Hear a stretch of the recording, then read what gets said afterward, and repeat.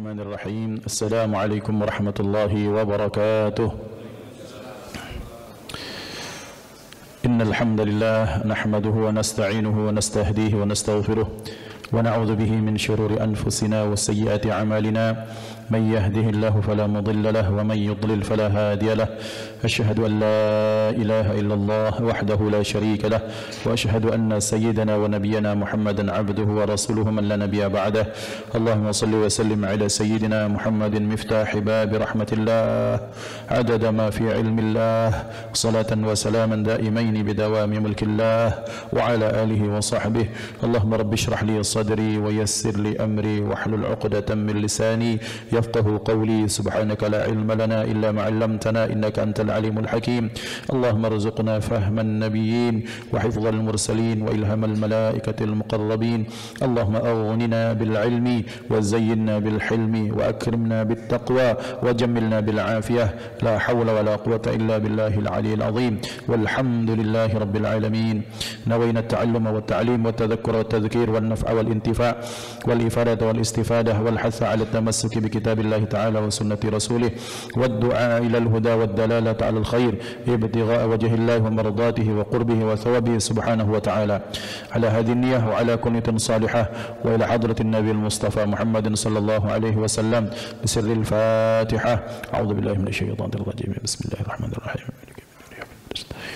صراط الذين أنعمت عليهم حضرة المحترمين yang saya ta'zimi para imam masjid, para hafaz, para penghafal Quran, para ustaz, ustazah, ketua masjid yang kami ta'zimi, juga seluruh pengurus yang lain, juga jamaah Masjid Baitur Rahman Bangrai yang dimuliakan Allah, ikhwatal iman dimanapun berada. Alhamdulillah, bersyukur kehadiran Allah Subhanahu wa taala disampaikan kita sampai hari ini di subuh yang mulia pada bulan yang mulia, bulan Rajab Al-Asab.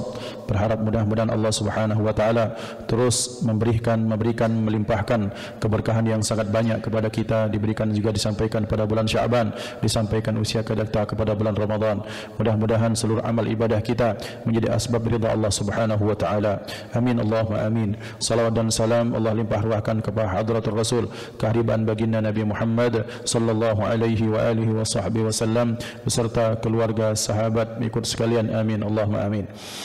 Ikhwah yang dimuliakan Allah Subhanahu wa taala, insyaallah menyambung pembahasan kita masuk pada maqalah nasihat yang ke-29 dalam kitab Nasaihul Ibad yang dikarang oleh Syekh Nawawi Al-Bantani. Kita akan masuk biiznillah. Bismillahirrahmanirrahim. Radhiyallahu ankum. Qala al-muallif rahimahullahu taala wa nafa'ana bi'ulumihi fid dharain amin. Wal maqalatu at-tasi'atu wal 'ishruna, dan nasihat yang ke-29. Qala Wahab bin Munabbih, berkata seorang ulama dari golongan ahli kitab yang masuk Islam yang bernama Wahab bin Munabbih. Jazakallah, syukran.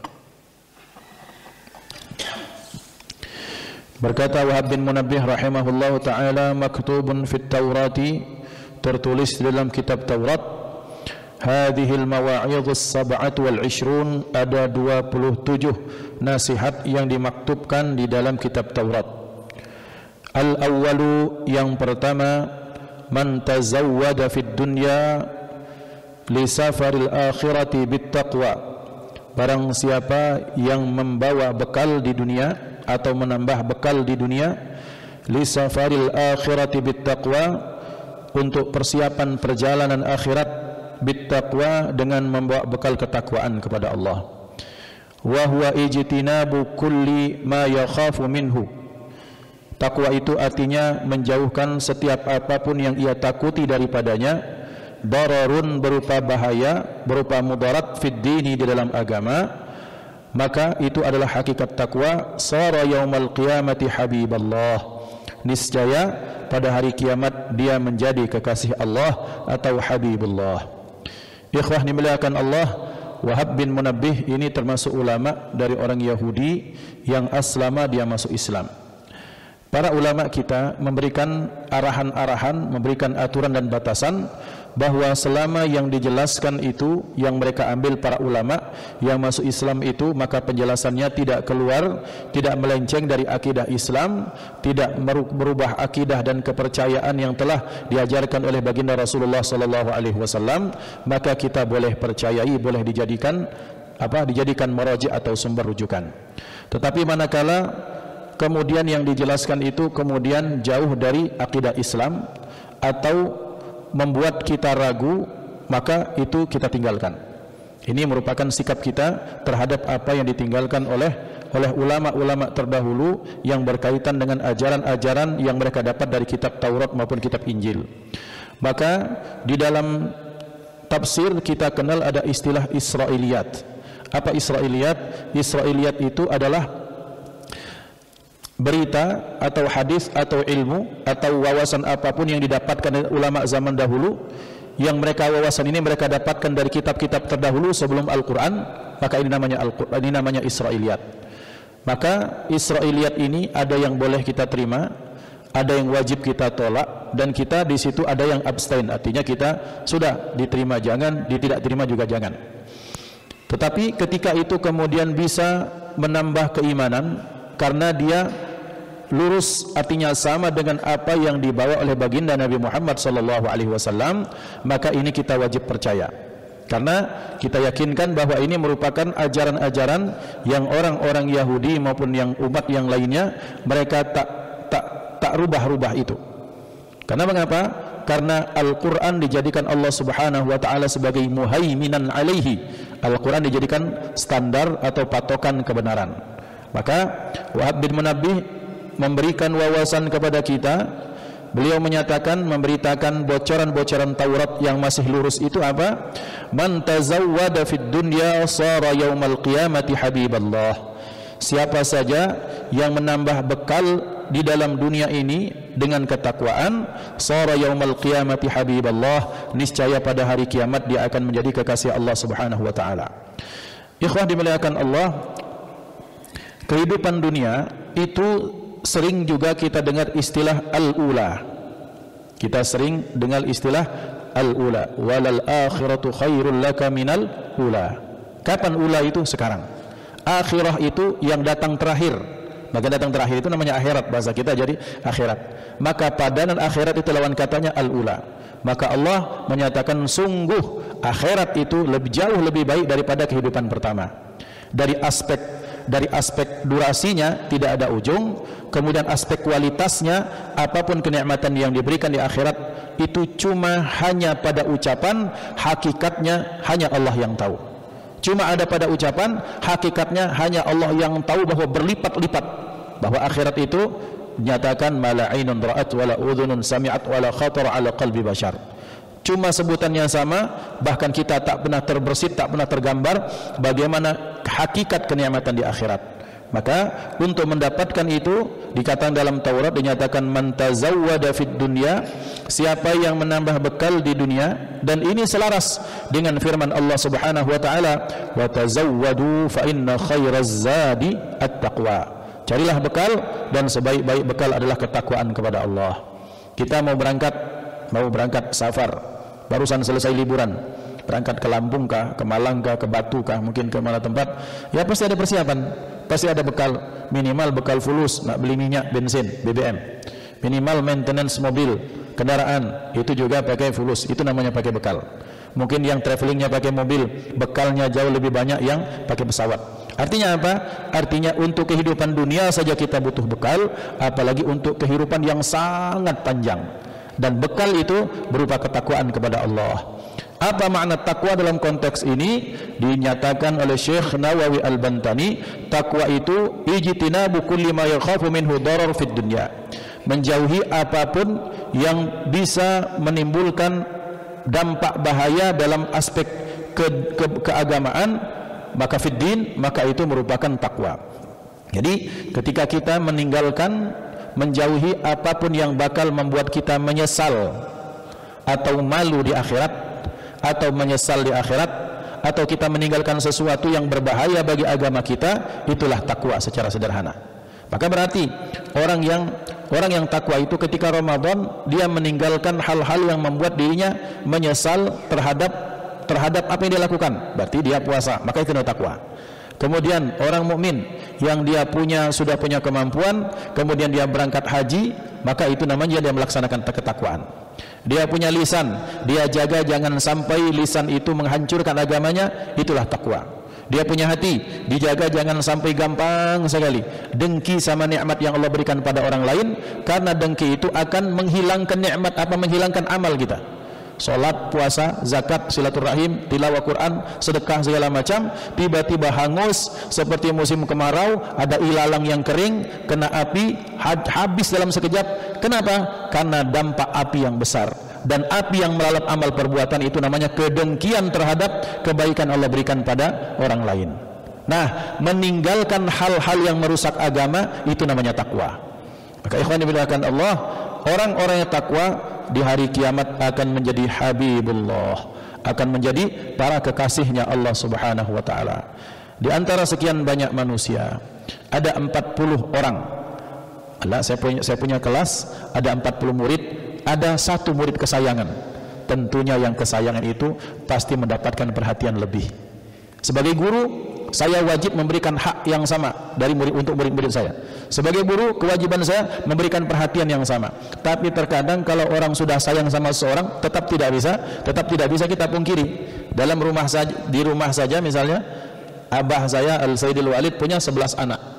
Maka dari sekian 11 anak itu, ya mau tak mau tetap kadang-kadang lalu riah manusiawi seseorang punya satu yang paling disayangi, tanpa dia harus ucapkan pada anak yang lain.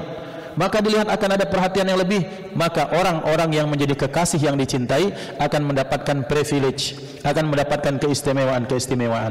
Diistimewakan manusia saja itu luar biasa, apalagi kalau yang mengistimewakannya Allah Subhanahu wa ta'ala.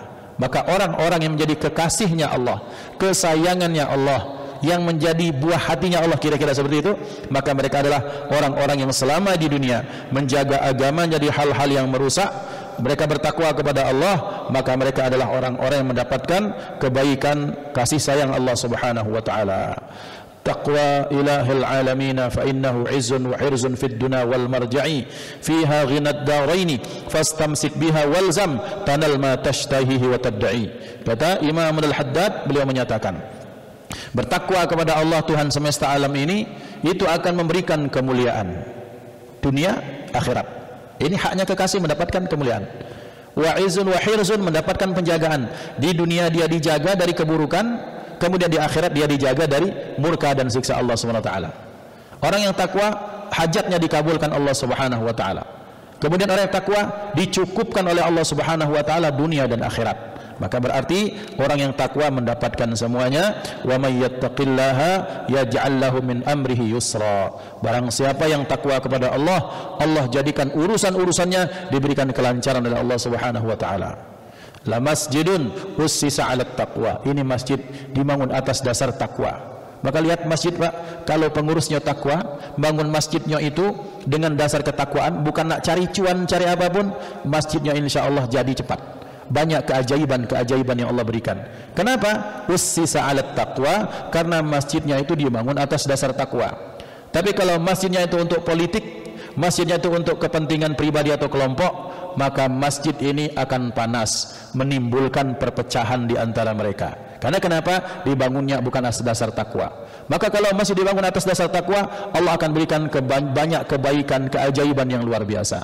Diberikan kelancaran, lagi butuh ini sekian, butuh besi 10 batang dikasih 100 batang. Itu biasa. Karena kenapa? Karena yang ngurusinya orang-orang yang bertakwa kepada Allah, membangunnya pun atas dasar takwa kepada Allah. Maka berarti kalau kita ingin mendapatkan kemudahan sebelum di akhirat, maka kita bertakwa, maka Allah akan berikan kemudahan-kemudahan di dunia. Kemudian selanjutnya beliau menyatakan as-sani was-sani, dan yang kedua, man tarakal ghadaba sara fi jiwarillahi. Barang siapa yang meninggalkan murka atau marah, sara fi jiwarillah, niscaya dia berada di samping Allah. Qala alaihi salam, bersabda Rasulullah sallallahu alaihi wasallam, laisa syadidu bis-sur'ati atau bis-sar'ati, innamas syadidul ladzi yamliku nafsahu 'indal ghadabi.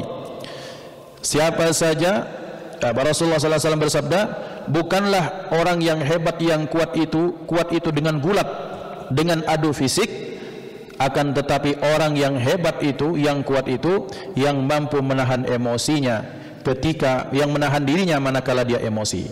Nah, ikhwan dimuliakan Allah, ketika seseorang itu sedang murka, maka ketika murka itu kan bara apinya tinggi, dan yang mendekat itu biasanya yang sifatnya api. Apa? Siapa? Ya jin, setan. Si jin setan itu akan ngipas-ngipasi. Maka semakin dia perturutkan, semakin disulut api itu dengan minyak yang banyak, semakin luar biasa apinya. Sementara sifat seorang mukmin itu mestinya dia mengutamakan nur daripada Allah, cahaya Allah Subhanahu wa taala. Maka orang-orang yang beriman, manakala dia sedang emosi, biasanya dia teringat astagfirullah, masuk dada, selesai dikit. Kalau tidak baca, kata Rasulullah, kalau kau sedang berdiri, duduk. Kalau kau sedang duduk, baringlah. Masih marah, tidurkan. Ketika sudah terbangun, maka biasanya sudah tenang. Maka ikhwan dimuliakan Allah, berarti orang yang hebat itu bukan orang yang dia punya musuh sekian, bukan. Tapi orang yang hebat manakala ada berita yang menjelek-jelekkan dirinya, dia biasa baik, tidak emosi.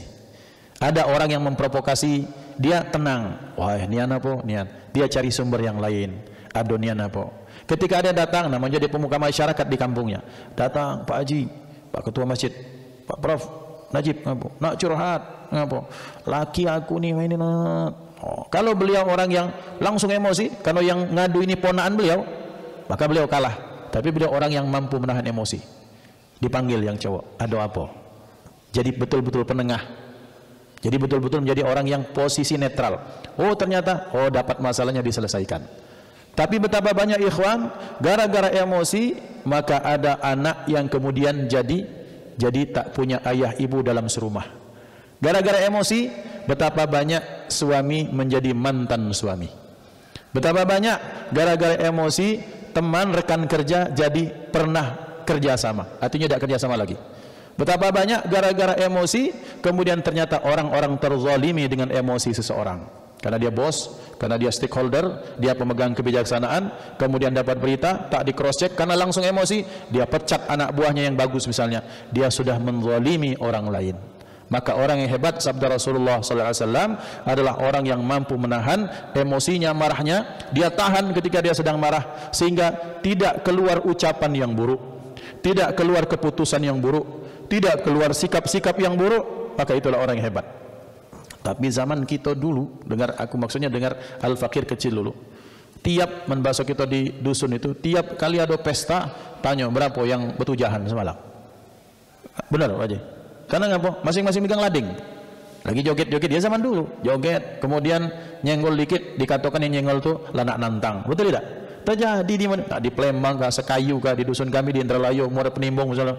Pokoknya ada cerita orang betujahan yang pacak menghabiskan 5-10 orang, bukan orang hebat.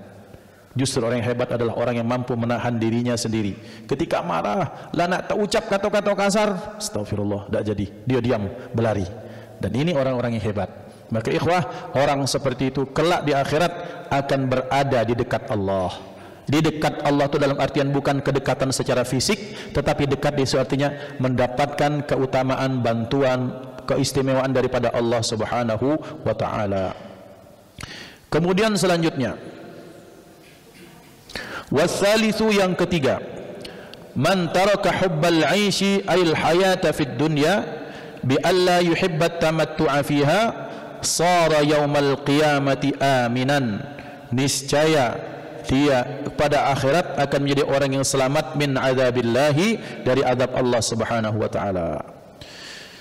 Dunia ini tempat kenikmatan. Kita bersenang-senang boleh, bahkan bersenang-senang apalagi dengan keluarga sendiri, itu bagian dari perintah agama. Menyenangkan orang tua, ngajak orang tua umrah, Masya Allah, luar biasa. Haji dengan orang tua, haji dengan mertua, berangkat umrah bareng mertua orang tua, itu nikmat yang luar biasa, yang belum tentu semua orang terfikirkan Pak. Ini kenikmatan. Ada ngajak, Pak, alhamdulillah kita lah sudah haji umroh. Pak mano kita ke mano? Kita ke Bromo. Laju nak berangkat. Itu boleh. Yang tak boleh di sini maksudnya kesenangan dengan cara yang dimurkai Allah Subhanahu wa taala. Karena kata-kata senang ini, Pak, tempat apa? Tempat hiburan bahasa sekarang ini, ya identiknya itu adalah pengaburan, distorsi makna. Sejatinya dalam Islam yang kadang-kadang disebut hiburan yang ada di masyarakat sekarang, ya ada tempat maksiat, tempat hiburan, tempat di situ dijual minuman keras, tempat di situ laki-laki perempuan yang bukan mahram berkumpul, kemudian terjadi hubungan yang naudzubillah tsumma naudzubillah, dibilang itu tempat hiburan. Mungkin mereka terhibur, tapi sejatinya mereka sedang menenggelamkan dirinya dalam kehinaan. Sejatinya saat itu dia sedang mengumpulkan, menumpuk bekal-bekal bibit-bibit penyesalan di akhirat. Maka berarti yang disebut kesenangan yang tak boleh itu kesenangan dunia dengan cara mencarinya dengan cara yang dimurkai Allah Subhanahu wa taala. Senang-senang kita makan-makan. Abuya Sayyid Muhammad bin Ali Al-Maliki itu setiap tahun ngajak murid-murid beliau di Mekah berangkat ke Madinah cari kebun kurma, karena beliau orang yang kaya. Kemudian nyembelih domba berapa, manggang sapi, Masya Allah. Diturut itu oleh Abu Ya Umar bin Abdul Aziz, sering ngajak murid-murid makan-makan di mana, masuk ke misalnya mungkin ke kebun mana misalnya atau ke tempat mana, itu boleh. Allahyarham Sayyidi Syekh Kiai Haji Abdul Rashid Siddiq, saya dengar cerita ini dari ayah kami. Beliau karena tukang cari kayu bakarnya untuk nyiapkan kambing, itu bikin kambing guling di tengah hutan. Jadi murid-muridnya ngumpul, apa cari apa, nyiapkan segala macam, beliau duduk nyengok murid. Selesai, Harun, panggil ini Run, enggak tahu tak ngapa waji, enggak tadi begawi 2 jam akulah khatam 5 juz, kata beliau. Jadi murid-muridnya bekerja nyiapkan makanan, beliau terus mendaras murojaah Al-Quran sampai 5 juz dalam waktu sesingkat itu. Tapi apa intinya, ternyata bahwa ternyata para ulama itu sering jalan-jalan, ngajak murid-muridnya jalan-jalan. Jadi kalau misalnya ada kelompok masjid kemana jalan-jalan, ya boleh, asal aturan-aturannya dijaga, ikhtilatnya, niatnya dijaga, caranya diberikan aturan. Yang tak boleh itu tadi, mencari dengan sesuatu yang dimurkai Allah Subhanahu wa taala. Maka orang-orang yang selama di dunia dia tidak menghabiskan hidupnya di dunia dengan berfoya-foya dengan sesuatu yang diharamkan Allah, mencari kenikmatan dengan sesuatu yang diharamkan Allah, saliman min adzabillah, maka kelak di akhirat dia selamat dari azab Allah Subhanahu wa taala. Ikhwan yang dimuliakan Allah, kita ini kan hidup di tengah masyarakat yang ada istilah, ada tariqah mendingiyah. Mendingiyah itu mending, mendang-mending ini, maka pun kita seperti itu. Dalam konteks hidup di akhirat, kira-kira ini, daripada dapat tempat VIP di neraka, mending kita dapat tempat yang emperan surga, kan itu? Kira-kira saudara. Atau misalnya, mending kita tak masuk neraka, atau kita cuma dapat tempat yang sederhana di surga, daripada kita dapat tempat yang seringan-ringannya di neraka. Maka orang yang hidup selama di dunia, dia menghabiskan hidupnya dia dengan prihatin, senang boleh, tapi dalam koridor yang diinginkan, dibatasi syariat, yang seperti ini selamat dari azab Allah. Dan azab Allah, ikhwan, sebagaimana dalam riwayat bahwa yang paling ringan itu ketika ada seseorang dimasukkan ke neraka, cuma diberikan 1 jamroh. Jamroh itu batu sebesar ini. Jamroh jamaknya jamarot. Maka melontar jumrah itu jamrah itu batunya sebesar ini, cak kelingking be. Paling hoji ada bak tunjuk be.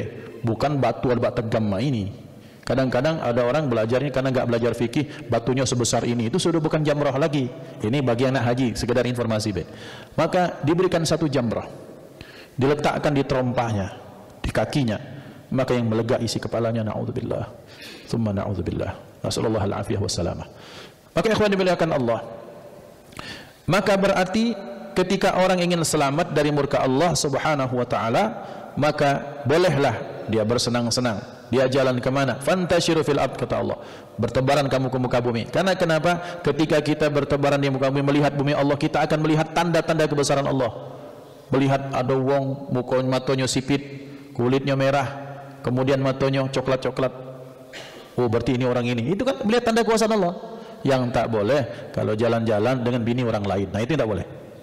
Yang tak boleh ketika kita minum, terus minuman keras, itu tak boleh.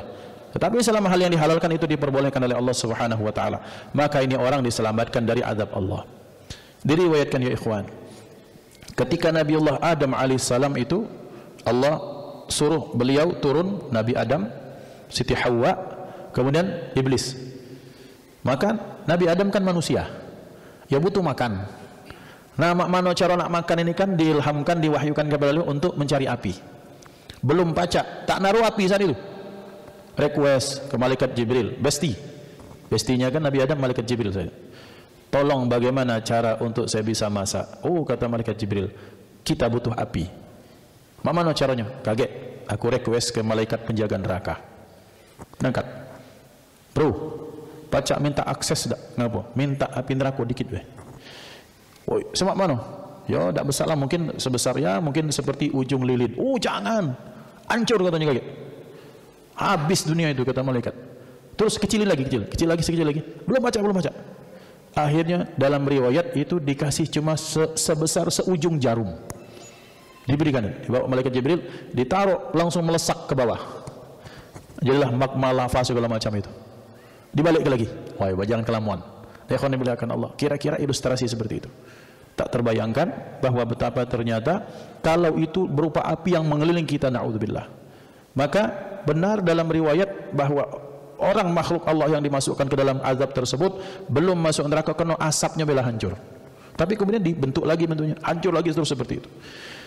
Nah, ikhwan dimuliakan Allah Subhanahu wa taala, dan selamat daripada azab itu dengan cara kita mencari kesenangan dengan hal-hal yang hanya diridhai Allah Subhanahu wa taala.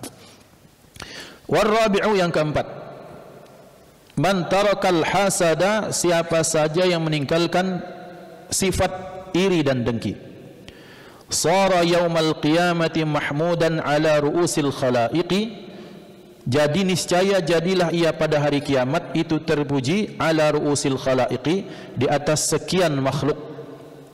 Qala sallallahu alaihi wasallam, telah bersabda Rasulullah sallallahu alaihi wasallam, iyyakum wal hasada fa inna bani adam qatala ahaduhuma sahibahu hasadan.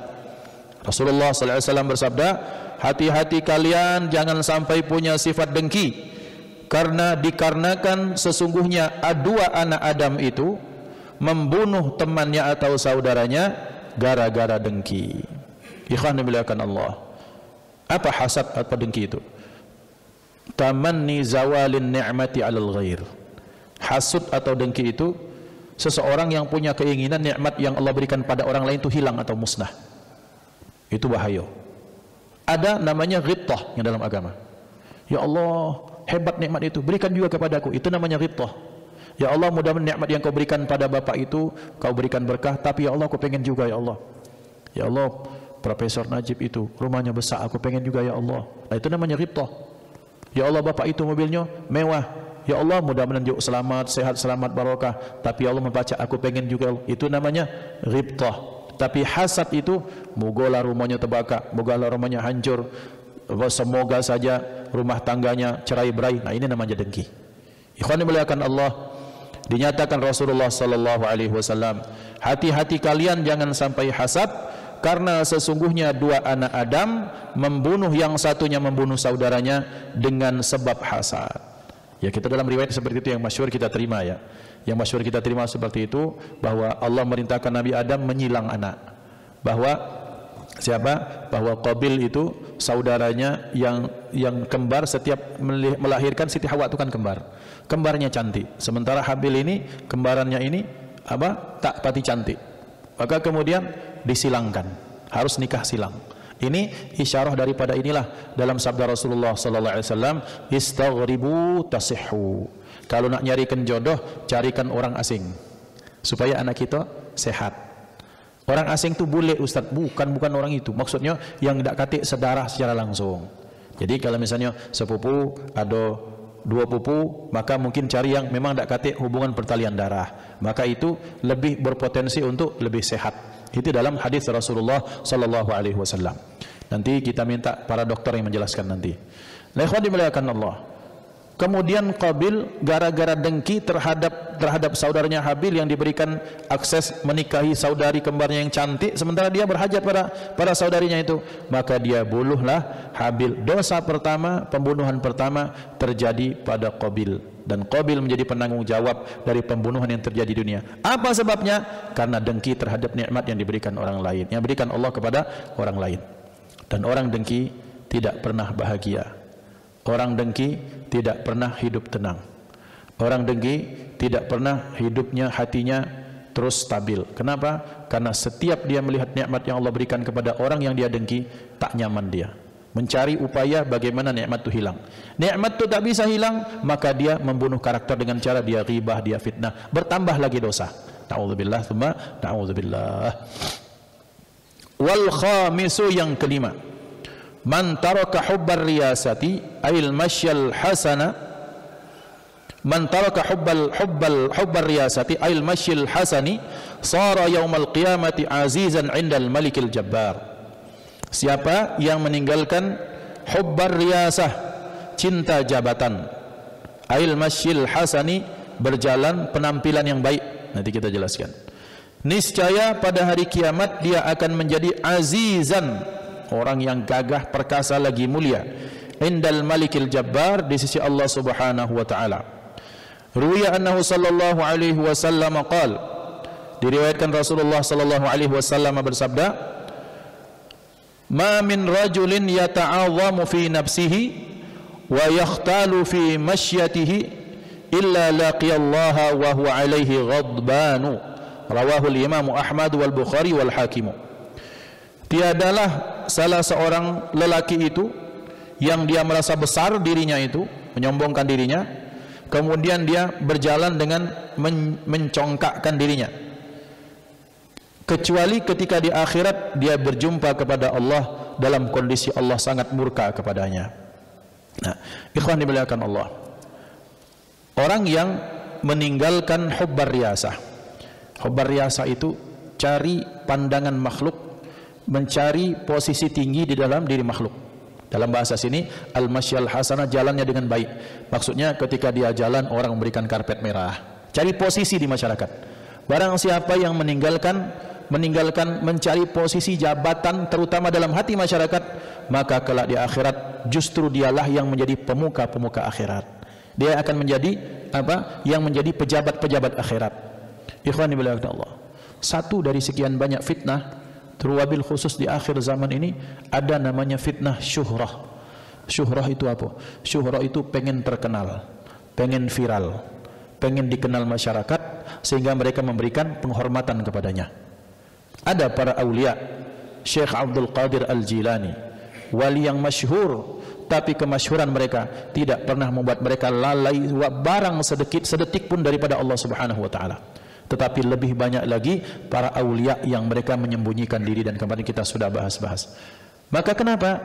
Karena orang-orang yang ketika mereka membenamkan dirinya dalam tanah atau lembah kemajhulan, tidak dikenal masyarakat, justru semakin kuat.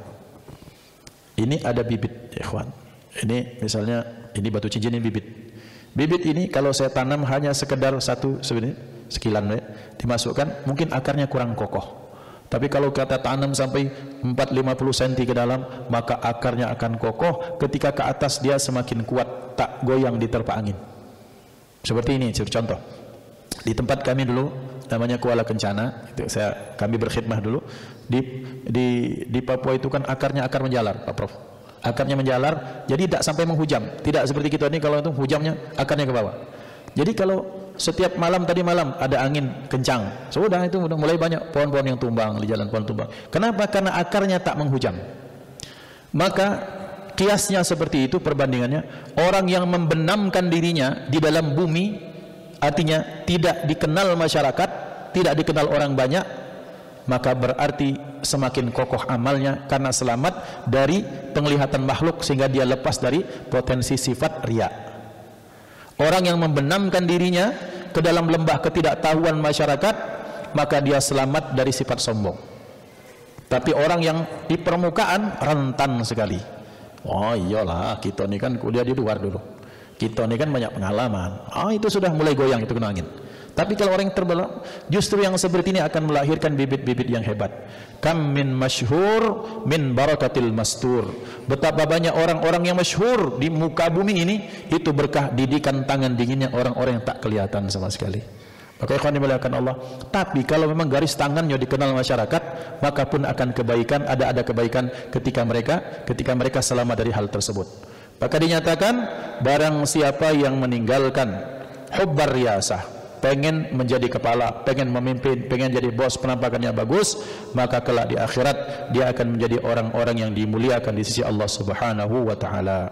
Maka berarti orang yang menyombongkan dirinya, kemudian dia congkak ketika berjalannya dalam hidup masyarakat, dia merendahkan orang lain, di akhirat dia akan berjumpa dengan Allah dalam kondisi Allah sangat murka kepadanya. Yang terakhir sebelum kita tutup, yang keenam, wasadisu, yang keenam, man tarakal fudula fid dunya minal kalami wal mali wal jahi wa ghairi dhalika minal mubahati allati tawaqqa'a fil ma'siyati wal ghaflah sara na'iman fil abrar ay mutawassi'an fil at'imati mal abrar. Siapa saja yang meninggalkan kelebihan di dunia, baik berupa ngomongnya, berupa ngumpul hartanya, kemudian meninggalkan jabatan-jabatan yang berlebihnya dari semua hal yang dibolehkan Allah Subhanahu wa taala, yang ditakutkan itu akan menjatuhkan dia ke dalam lembah kemaksiatan dan kelalaian, sara na'iman fil abrar, niscaya dia mendapatkan nikmat bersama para abrar, bersama para orang-orang mulia di akhirat, yakni mendapatkan kelapangan berupa mendapatkan tempat VIP makanannya bersama orang-orang yang dimuliakan Allah di akhirat. Punya jabatan baik, ngobrol itu selama baik-baik, kemudian punya harta baik, karena bagi seorang mukmin semua yang saya sebutkan adalah potensi untuk mencari bekal sebanyak-banyaknya. Tapi kalau ternyata ngomongnya sifatnya mubah tapi berlebihan, bahaya. Membasuh orang pelamaran meranjat itu takut tertukar. Dua laki bini bergesah, bergesah, cawak iyalah, barang dak kate, ngayal ke dia ada kambing. Wapeng itu ada apa? Ada kebun, laju nak berbalah. Gara-gara kebanyakan ngomong. Si kok ngayal punya ini, si kok ngayal punya ini, kambing mengganggu kebun aku, salah kau dewek kebun muda. Oh pokoknya itu. Si gup nak berbalah, nak bergocok, ditanya mana kambingnya, mana kebunnya. Tidak, kami itu ngayal baik. Ngapa ngayal tu? Lah kebanyakan ngomong. Maka ikhwan dimuliakan Allah, orang kalau kebanyakan ngomong itu takutnya salah. Kalau sudah banyak salah takutnya ya dosa. Maka berarti orang yang ngobrol biasa. Tapi kalau itu sudah kebanyakan ngobrol, ban bakso kita di dusun lemak dari makan, itu bahaya. Begesai kok santuk dari jam 6 ke jam 6. Tak beringgut-ringgut dari warung kopi.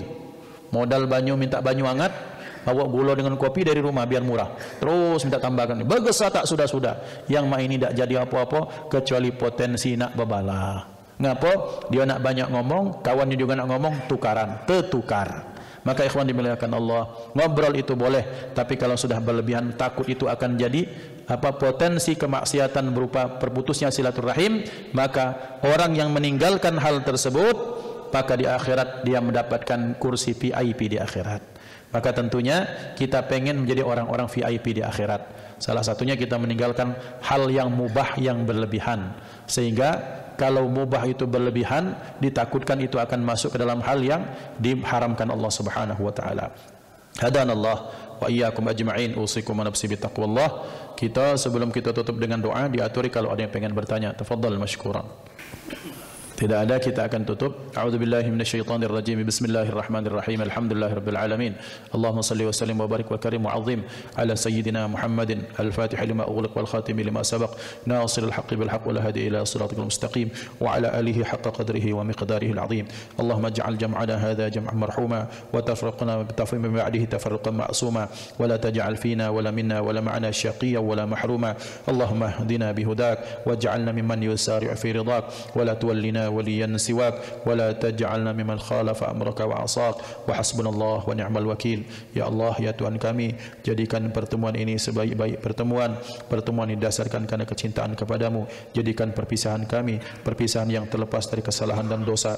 Ya Allah, sebagaimana Engkau pertemukan kami dalam majlis ini, maka kelak di akhirat jadikan kami bertemu dalam majlis yang lebih baik daripada majlis ini, majlis yang dipimpin oleh baginda Nabi Muhammad sallallahu alaihi wasallam. Ya Allah, ya Tuhan kami, jadikanlah kami orang yang berniat belajar untuk mengamalkan, dan kita mengamalkan kami menjadi orang ikhlas dalam amal tersebut, dan jadikan kami orang-orang yang punya semangat untuk menyebarkan apa yang telah kami ilmui dan kami amalkan kepada orang banyak. Ya Allah, berkahilah hidup kami, berkahilah istri kami, berkahilah pasangan hidup kami, berkahilah usia kami, berkahilah agama kami, berkahi jiwa raga kami, berkahi jabatan kami, berkahi anak keturunan kami. Ya Allah, sebagaimana Engkau telah berikan nikmat kepada orang-orang sebelum kami, berikan nikmat itu kepada kami. Ya Allah, nikmat iman, nikmat Islam, nikmat istiqamah, nikmat terus menghadapi mengisi hidup ini dengan ketaatan kepadamu. Berkahi kami di bulan yang baik ini sampai kepada bulan Sya'ban. Ya Allah, sampaikan kami kepada bulan Ramadan. Ya Allah, bantu kami, tolong kami, kuatkan kami untuk mengisinya dengan kebaikan, dengan puasa, dengan qiyam, dengan siyam dan tilawatul Quran. Ya Allah, ya Tuhan kami, berkahilah segala apa yang telah Engkau titipkan kepada kami. Luruskan jalan kami ya Allah, luruskan jalan kami ya Allah, luruskan jalan kami ya Allah, sebagaimana Engkau telah berikan hidayah kepada kami, hidayah Islam, hidayah untuk beramal saleh, pun berikan nikmat hidayah yang sama kepada orang-orang yang kami kenal, kepada orang-orang terkasih, kepada orang-orang yang ada di sekitar kami ya Allah. Allahumma kama hadaitana ila siratikal mustaqim fahdi ghairana ya Allah ila siratikal mustaqim. Allahumma hdina wahdi bina waj'alna sababan liman ihtada. La ilaha illa anta subhanaka inna kunna minadh zalimin. Ya Allah, ya Tuhan kami, yang datang kepadamu kepadamu hari ini ya Allah, yang membawa masalah, berikan jalan keluar untuk menyelesaikan masalahnya ya Allah. Ya Allah, ya Tuhan kami, yang punya hajat, maka berikan kemudahan kami untuk mendapatkan menyampaikan hajat ini. Ya Allah, kami datang dengan doa-doa yang terbaik, maka dari Engkaulah ijabah itu ya Allah. Yang sedang gundah gulana, maka berikan ya Allah ketenangan, kebesaran jiwanya, sehingga hilanglah sifat-sifat yang tak baik dalam diri kami ya Allah. Hilangkan semua duka nestapa dalam diri kami ya Allah. Berikan keyakinan kami kepadamu ya Allah, karena ketika Engkau berkehendak, innama amruhu idza arada syai'an ay yaqula lahu kun fayakun. Rabbana atina fid dunya hasanah wa fil akhirati hasanah wa qina adzabannar. Wa sallallahu wa sallama ala sayyidina Muhammad wa ala alihi wa sahbihi tasliman katsira walhamdulillahi rabbil alamin. Taqabbalallahu minkum minna wa minkum taqabbal ya karim. Mohon maaf atas kesalahan kepada Allah, kita mohon ampun. Kita tutup dengan kafaratul majlis. Subhanakallahumma bihamdika asyhadu an la ilaha illa anta astaghfiruka wa atubu ilaik. Assalamualaikum warahmatullahi wabarakatuh.